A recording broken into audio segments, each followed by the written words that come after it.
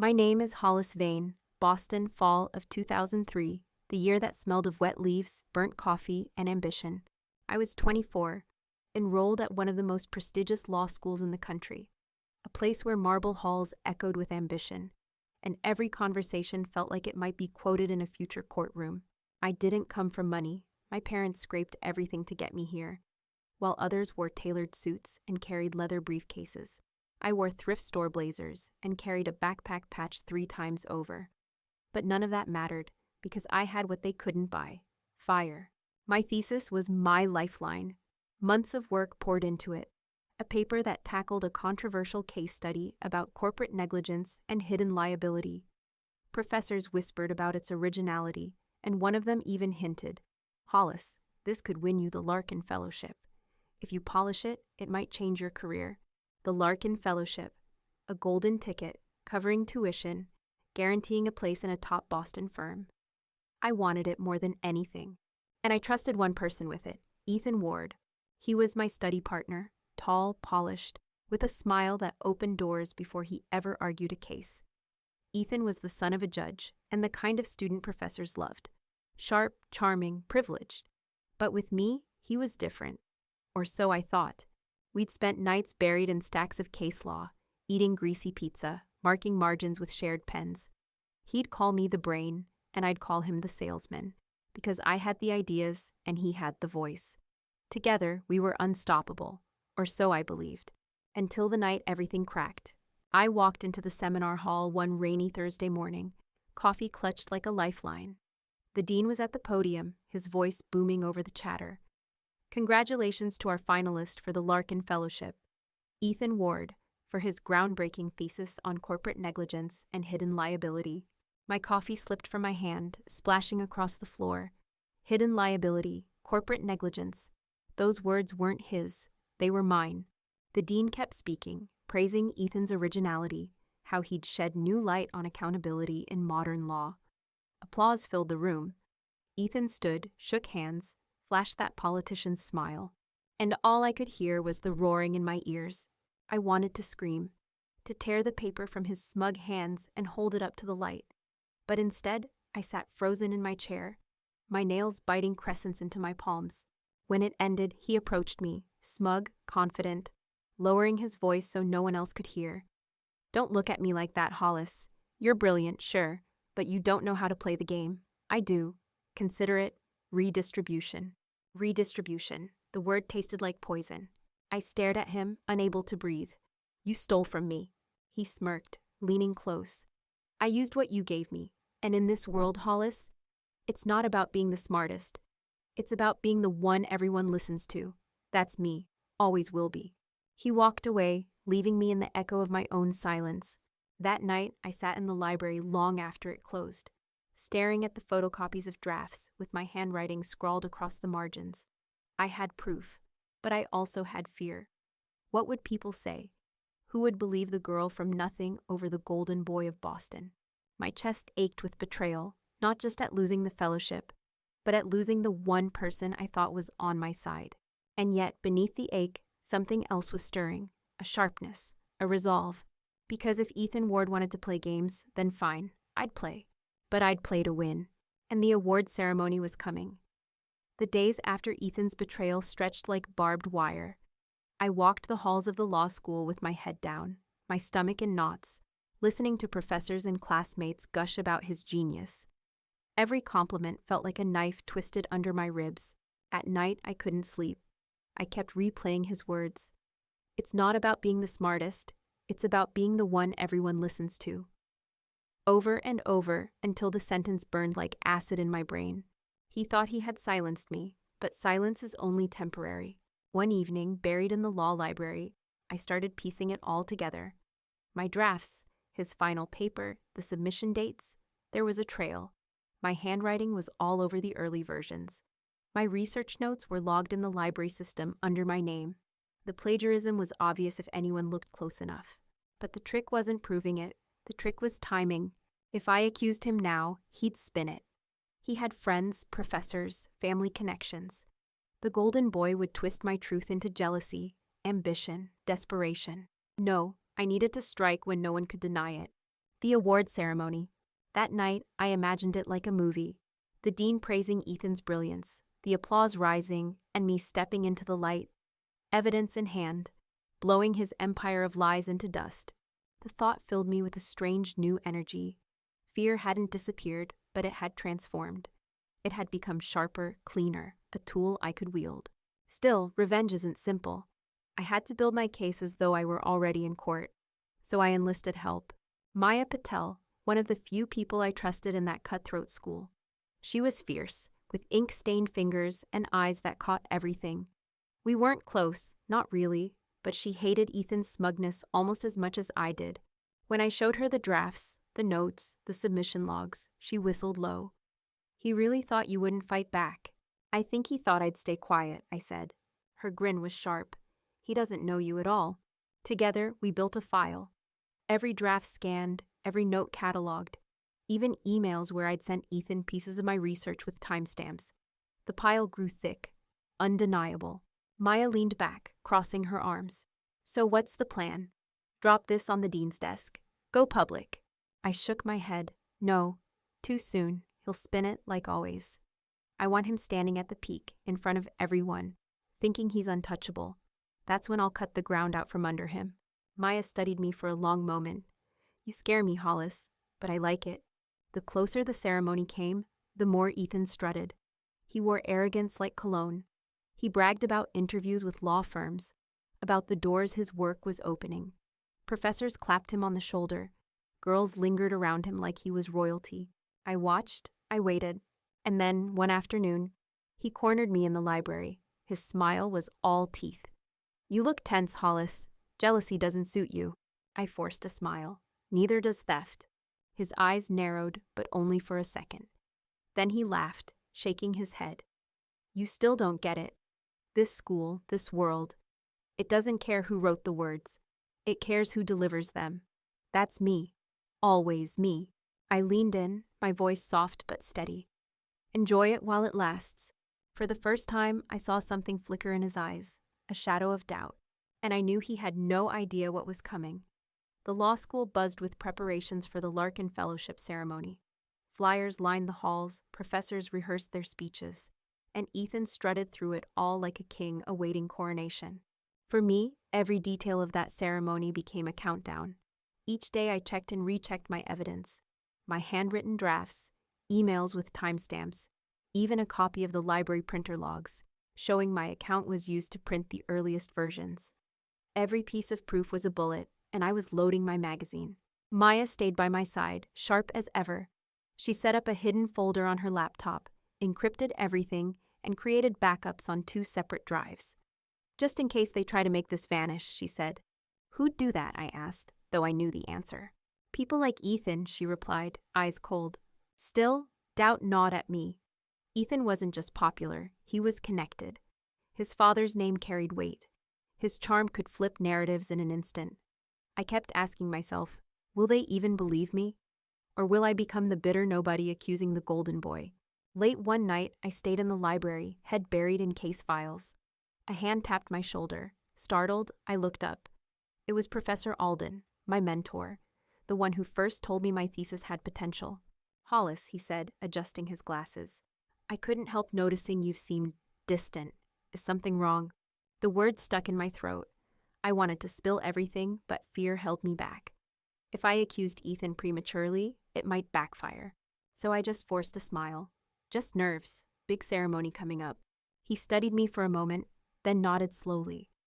Nerves sharpen the blade. Don't let them dull it. His words haunted me. Sharpen the blade.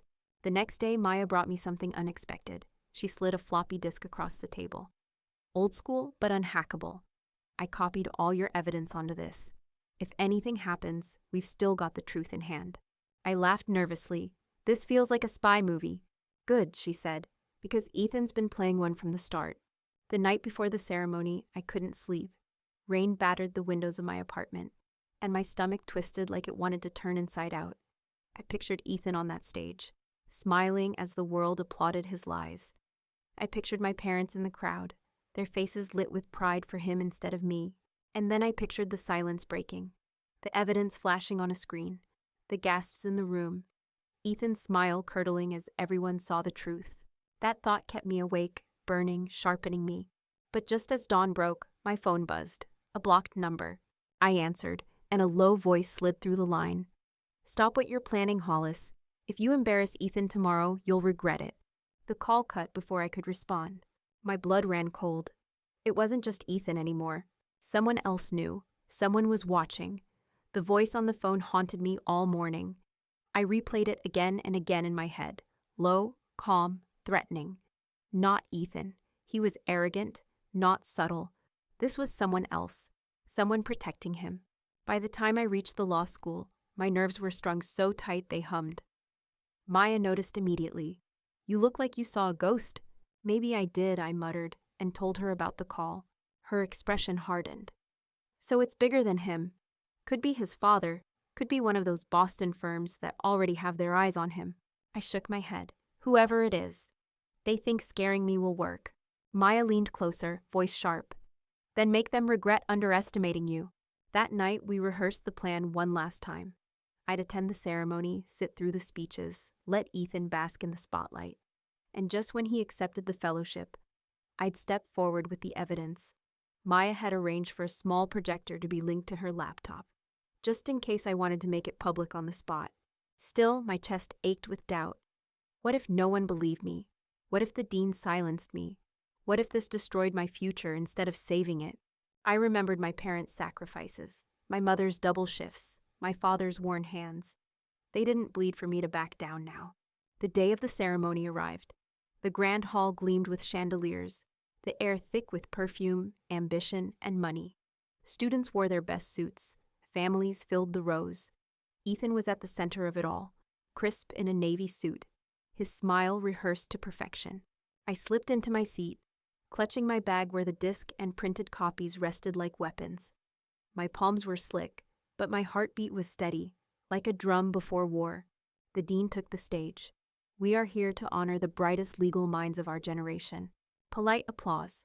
Ethan shifted in his seat, his jaw tight with anticipation.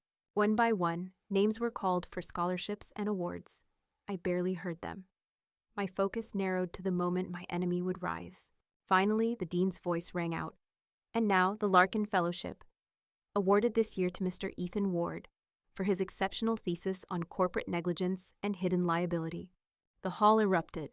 Applause, cheers, flashing cameras. Ethan stood, buttoning his jacket like a senator stepping into history. He walked with a confidence that made me sick.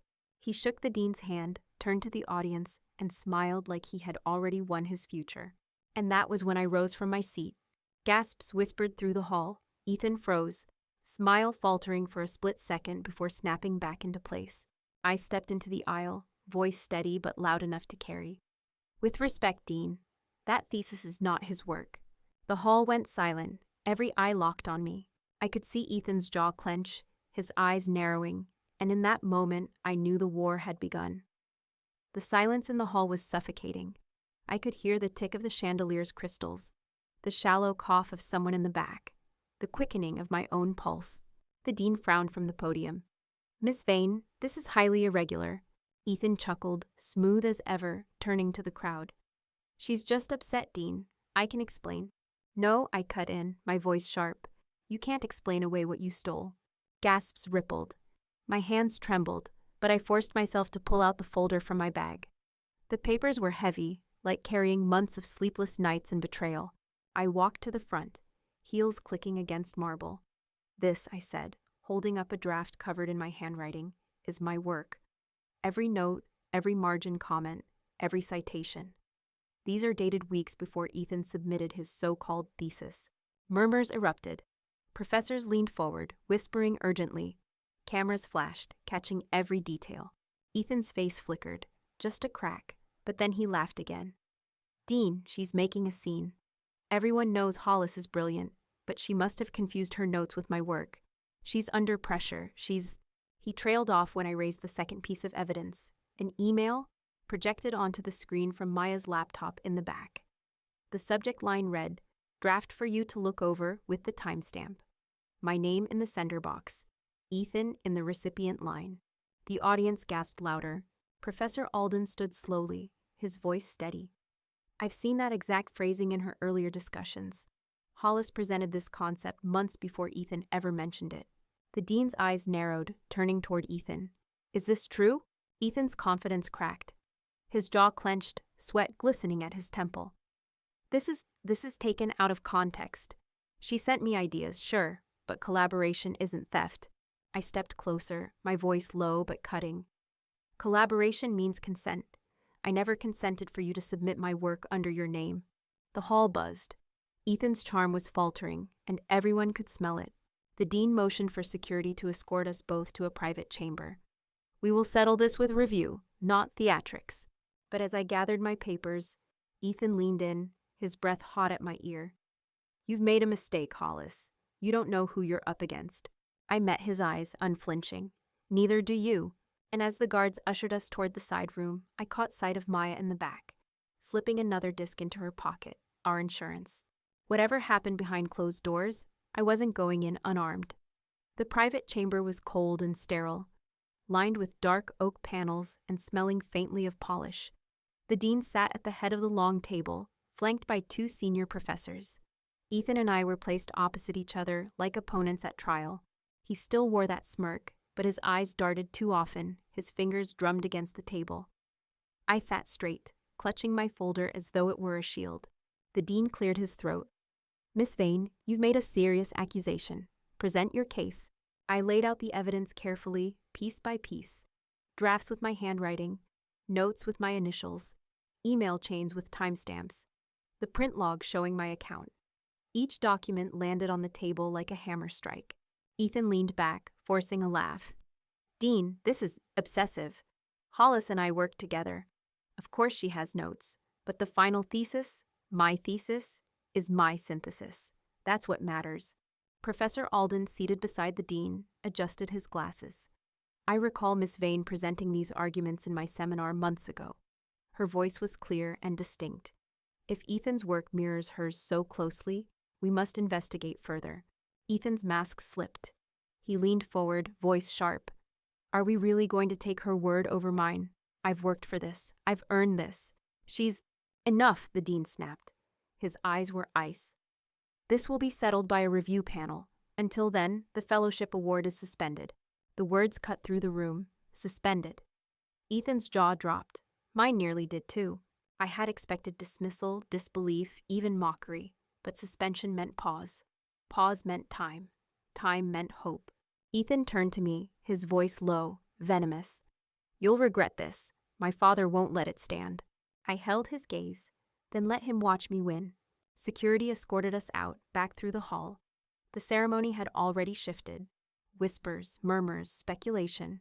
Faces turned as we passed. Some eyes were doubtful, others gleaming with curiosity, a few even with admiration. Outside, Maya was waiting. She grinned like a cat who'd just watched the dog slip on the ice. Well, how'd it go? I exhaled shakily. The fellowship suspended. They'll review everything. Maya's smile widened. That's better than I dared hope. But as we walked out into the Boston night, cold air biting my skin, I saw headlights lingering too long at the curb. A black sedan idling, windows tinted, engine purring low. Ethan wasn't bluffing. His father's shadow was already here. And I knew the real battle hadn't even begun. The black sedan haunted me like a phantom. Every time I left the law school, I swore I saw it, idling by the curb or parked half a block down. Its tinted windows reflected only my own anxious face. Ethan's father was a judge, a powerful one, with friends in every corner of Boston's legal world. If Ethan was the golden boy, his father was the one who minted the gold. I told Maya. She frowned, tapping her pen against her notebook. This isn't just academic politics anymore. This is bloodline warfare. I laughed nervously, comforting, but her gaze stayed sharp. So we play bigger. Think 2 steps ahead, Hollis.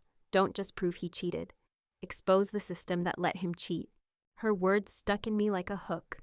She wasn't wrong. If I only made it about Ethan, they could spin it as a petty rivalry.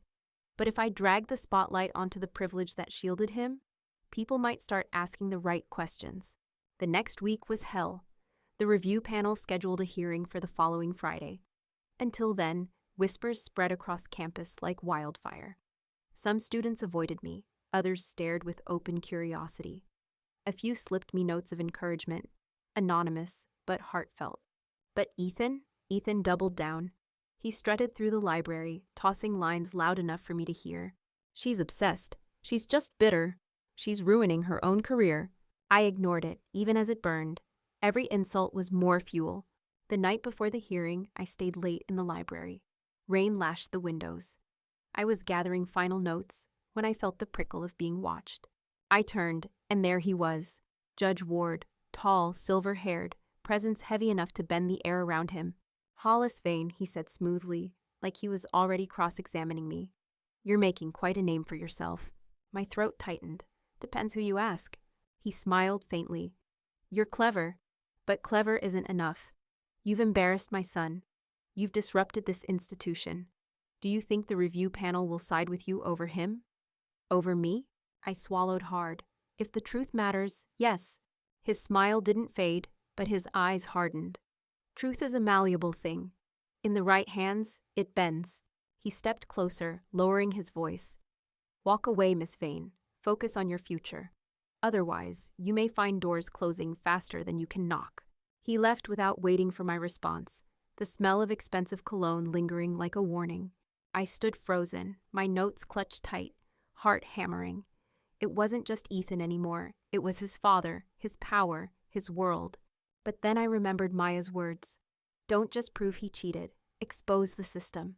Maybe Judge Ward thought his shadow would crush me. But all it did was light the fire brighter. Friday arrived like a hammer strike.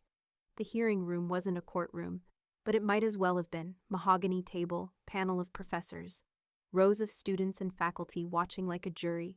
I sat at one end, Maya behind me like silent artillery. Ethan sat at the other, his father seated conspicuously in the audience, radiating authority. The dean cleared his throat. This panel has been convened to review allegations of academic misconduct regarding the Larkin Fellowship thesis. Miss Vane, Mr. Ward, present your cases. Ethan stood first, smooth as glass. Dean, professors, friends. I respect Hollis, truly. She's brilliant. But this is a misunderstanding.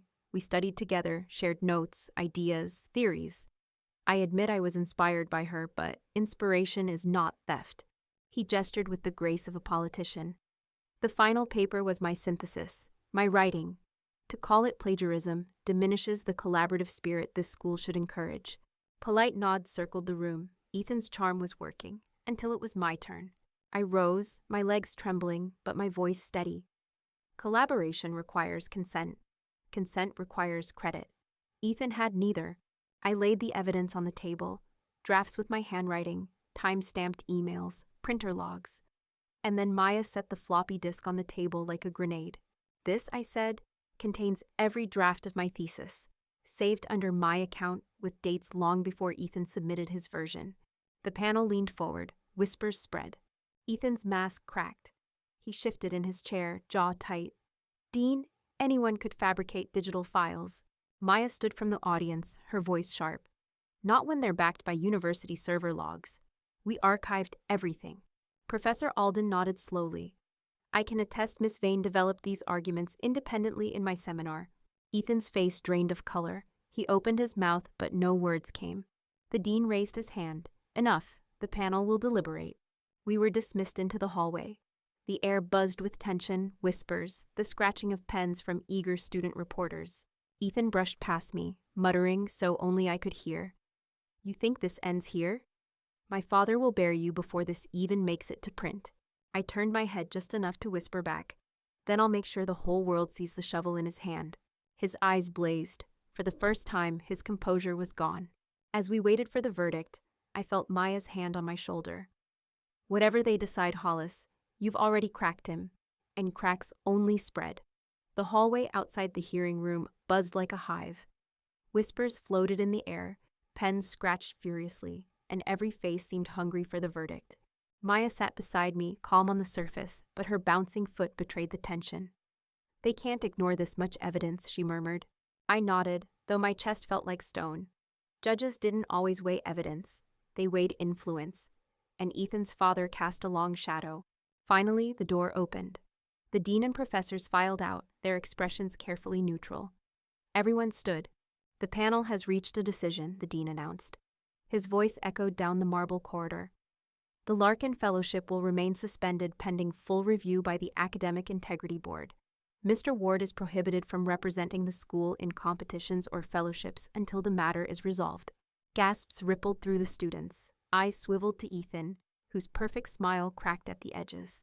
It wasn't a full victory, not yet, but it was a wound, and he knew it. As reporters swarmed, Ethan forced a smirk. "This isn't over. I'll clear my name." But I caught the flicker in his eyes, fear, sharp and raw. Judge Ward rose from his seat in the gallery.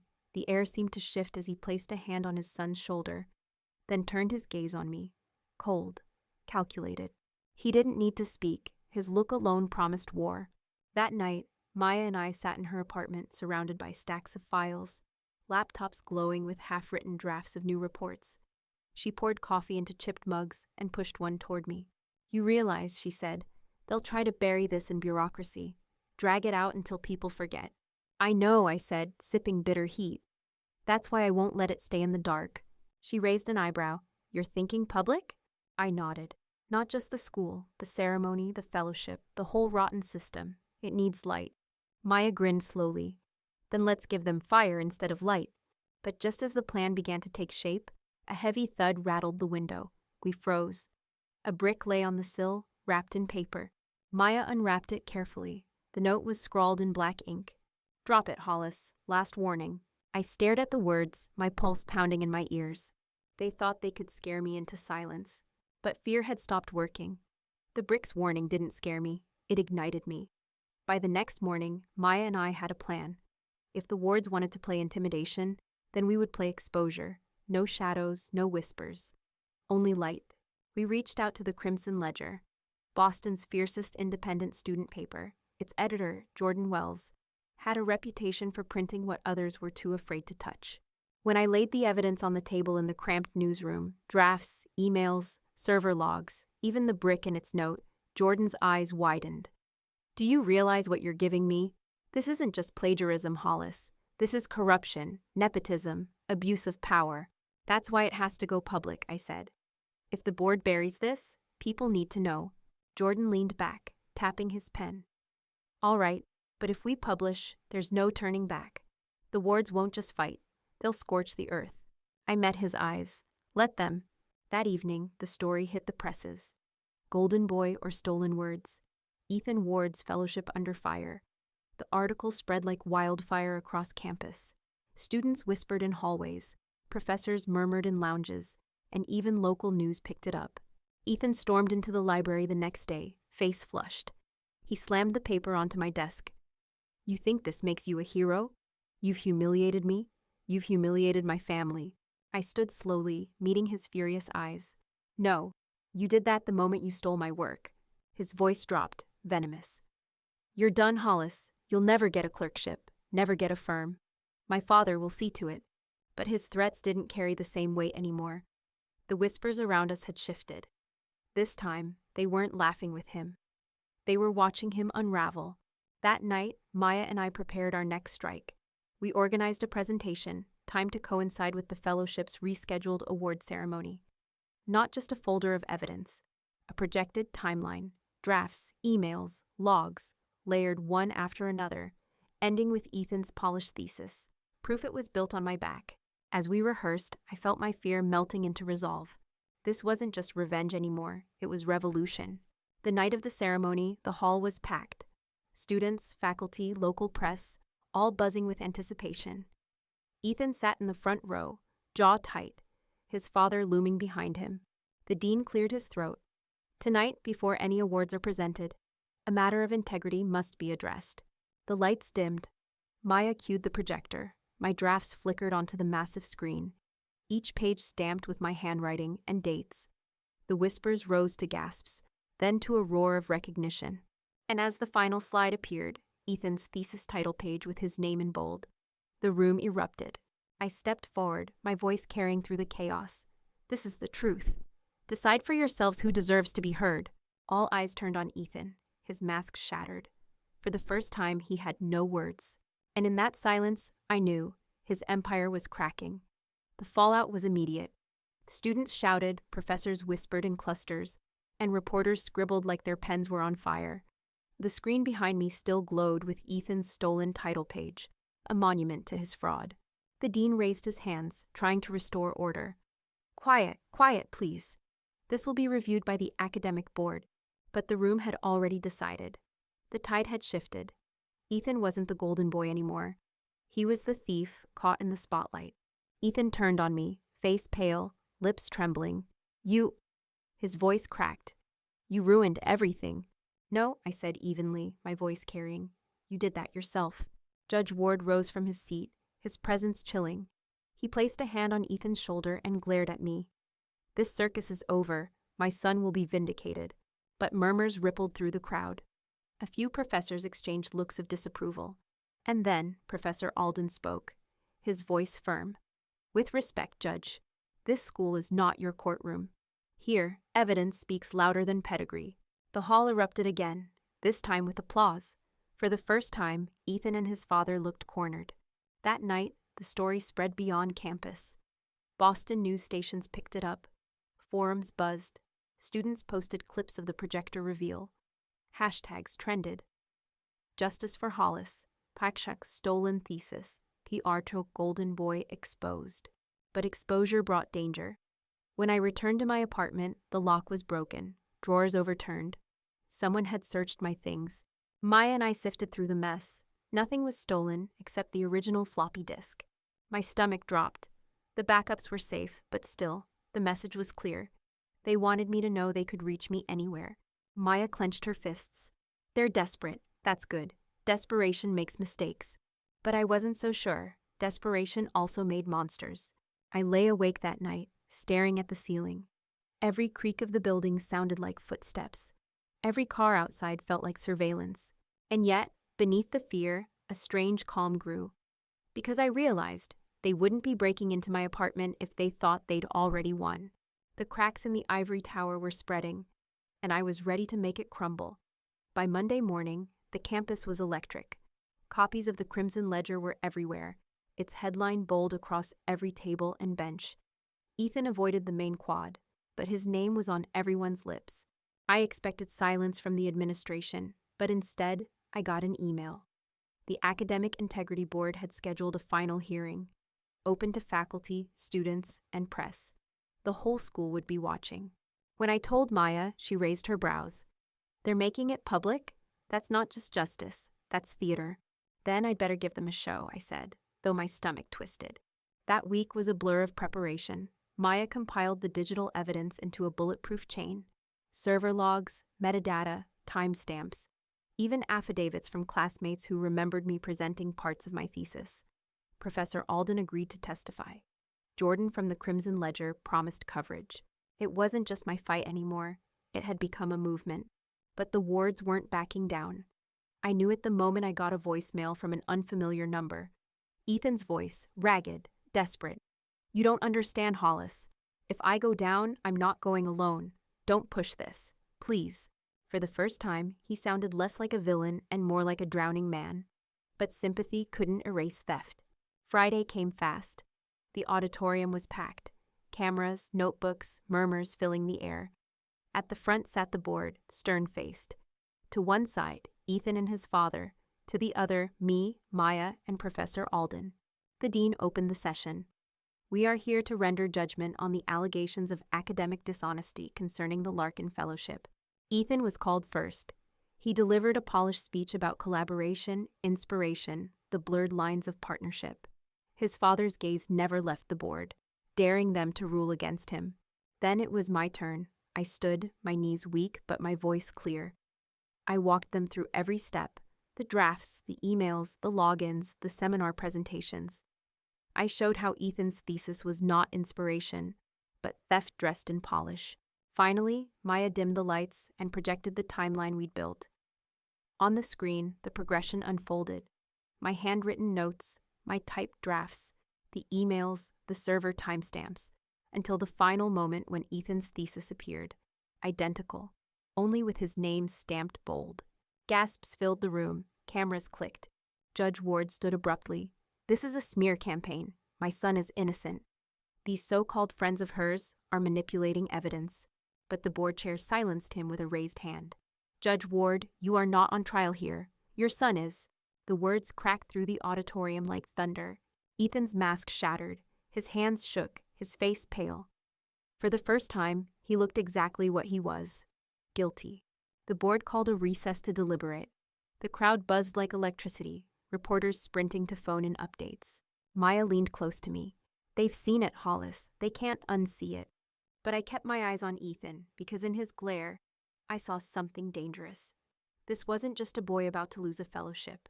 This was a family about to lose control. And families like his didn't lose quietly. The board returned after nearly an hour. The air in the auditorium was thick with heat, whispers, and anticipation. Cameras flashed as the professors took their seats, papers in hand. The dean's voice rang out. After careful review of the evidence, the Academic Integrity Board finds Mr. Ethan Ward guilty of academic dishonesty.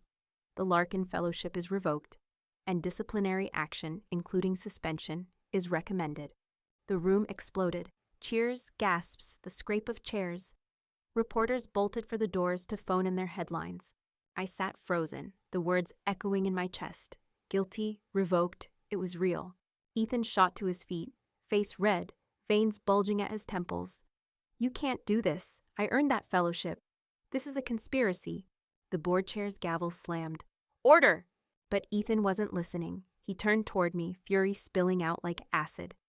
You think you've won, Hollis? You've destroyed me. You've destroyed everything.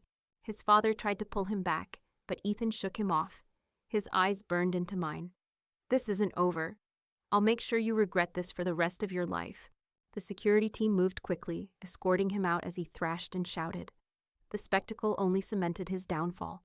The dean turned to the audience. This case reminds us that integrity is the bedrock of scholarship. Without it, achievement is hollow. Applause swelled, louder than I expected. Students clapped, some stood. Professors nodded solemnly. For the first time, I felt not just vindicated, but supported. That night, Maya and I walked across the Charles River, the city lights glittering on the water. She nudged me with her shoulder. You did it. I exhaled. We did it, but, she asked. I stared at the skyline. Ethan's family isn't done. Judge Ward won't let this die quietly. He'll find another way. Maya smirked. Then we'll be ready. He plays with power. We play with truth. And truth has longer legs. I laughed softly, though my stomach still twisted. Victory was sweet, but fragile.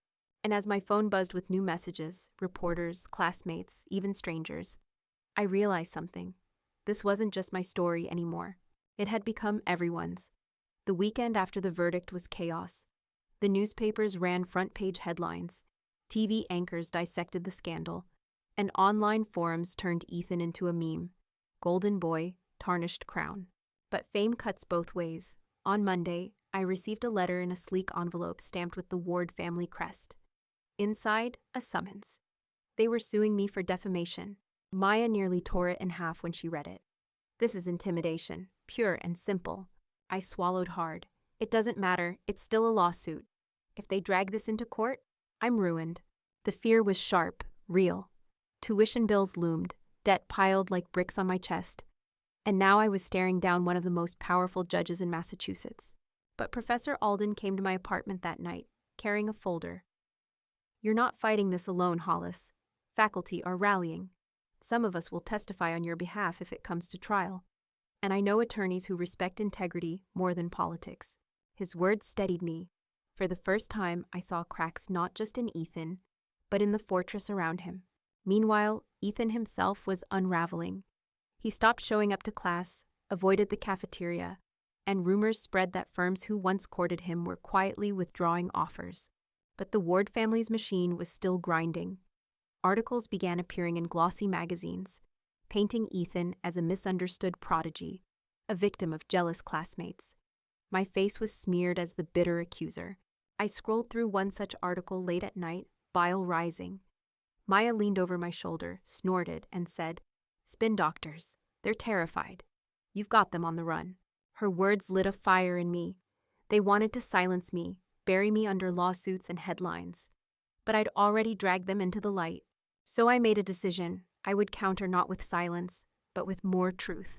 The next day, I scheduled an interview with a Boston TV station. I sat under hot studio lights, facing the camera, my notes steady in my lap. "My name is Hollis Vane," I began, "and I refuse to be silenced. This is not just about me. It's about every student who's ever been told their work doesn't matter because someone with a famous name took it." By the time the segment aired that evening, social media exploded again. Students across the country shared their own stories of academic theft, abuse of power, silenced voices. The movement was spreading. But as the broadcast ended, I glanced out the studio window. A black sedan waited across the street, headlights glowing.